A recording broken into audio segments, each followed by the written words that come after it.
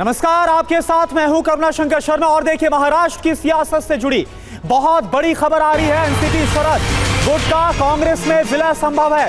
ये सोर्सेस के हवाले से बड़ी खबर। राज्यसभा चुनाव के बाद इस बात का ऐलान हो सकता है, तो ये बहुत बड़ी खबर और बहुत बड़ा डेवलपमेंट जो कि महाराष्ट्र की सियासत में होता हुआ नजर आ रहा है, क्योंकि खबर ऐसी आ रही है सोर्सेस के हवाले से कि एनसीपी शरद पवार जो गुट है उसका कांग्रेस में विलय हो जाएगा। यह संभव है, जो सोर्सेस जानकारी दे रहे हैं। राज्यसभा चुनाव के बाद इस बात का ऐलान हो सकता है। कुमार विक्रांत इस वक्त हमारे साथ जुड़े हैं। कुमार, लगातार महाराष्ट्र की सियासत में बहुत बड़े फेरबदल हो रहे हैं, लेकिन अब ये बड़ी खबर जो आ रही है जिसमें एनसीपी शरद गुट के ही कांग्रेस में विलय होने की बात आ रही है, क्या डिटेल्स? ये देखिए, 2019 के बाद से शरद पवार चाहते रहे कि सुप्रिया सुले जो उनकी बेटी हैं वो कांग्रेस में शामिल हो जाएं, मतलब शरद पवार की पार्टी का कांग्रेस में विलय हो जाए। लेकिन उस बीच में अजीत पवार एक बड़ा रोड़ा रहे हैं। अब अजीत पवार भी पार्टी छोड़ के चले गए, उन्होंने नई पार्टी बना ली, शरद पवार का गुट अलग हो गया। और इसके अलावा अशोक चौहान भी कांग्रेस पार्टी छोड़ करके बीजेपी में चले गए। तो ऐसे में जो राज्यसभा का चुनाव है उसमें कांग्रेस को जरूरत पड़ेगी कहीं ना कहीं एनसीपी शरद गुट के विधायकों की, उद्धव ठाकरे के विधायकों की।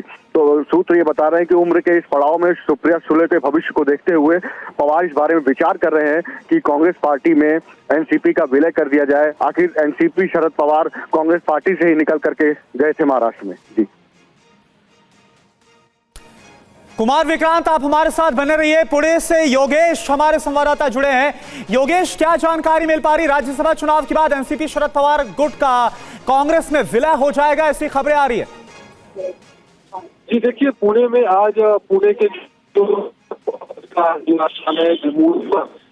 खबर में अपने पूरे गुट की मीटिंग बुलाई थी, जिसमें पूरे शरद पवार गुट के सभी एमपी और लेवल को बुलाया गया था। और इस मीटिंग में जो कुछ की गई है जी, ये है कि कांग्रेस में होने की चर्चा की राजनीति है, क्योंकि जब कुछ दिनों पहले ही चुनाव आयोग ने जो डिसीजन दिया है पार्टी का नाम और पार्टी का चिन्ह तो अजित पवार गुट को दिया गया है, तो कहीं ना कहीं अब शरद पवार गुट कांग्रेस में शामिल होने की चर्चा जोरों से महाराष्ट्र की राजनीति में शुरू है। और इस प्रकार की चर्चा कहीं ना कहीं पूरे दिल्ली के राजनीति में शुरू है, इसी प्रकार की बताया जा रहा है। लेकिन अभी तक शरद पवार गुट के किसी ही नेता ने सामने आकर ये कहा नहीं है कि इस प्रकार की चर्चा को उन्होंने कभी नकारा नहीं है। लेकिन थोड़ी देर में शरद पवार शायद मीडिया से बात करने की संभावना है, तो वो खुद ही इस बारे में अधिक जानकारी देने की संभावना बताई जा रही है। अच्छा योगेश, एक बात कंफर्म करिए, जो विलय का ऐलान है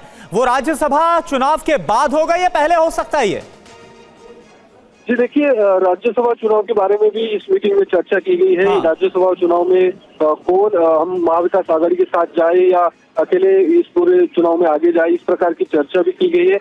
लेकिन ये राज्यसभा चुनाव के पहले होने की संभावना ज्यादा बताई जा रही है, क्योंकि राज्यसभा चुनाव में जो कैंडिडेट होगा, अभी कांग्रेस ने अपना कैंडिडेट डिक्लेयर कर दिया है, चंद्रकांत हंडोरे, ये अब कांग्रेस के राज्यसभा के उम्मीदवार रहेंगे। तो कहीं ना कहीं उनको सपोर्ट करने के लिए शिवसेना और शरद पवार गुट भी आगे आने की चर्चा है, क्योंकि महाराष्ट्र के राजनीति में महाविकास आघाड़ी में शरद पवार गुट, शिवसेना, उद्धव ठाकरे और कांग्रेस, ये तीनों मिलकर महाविकास आघाड़ी है। तो कहीं ना कहीं चंद्रकांत हंडोरे इन तीनों पार्टियों का एक ही उम्मीदवार रहने की संभावना है।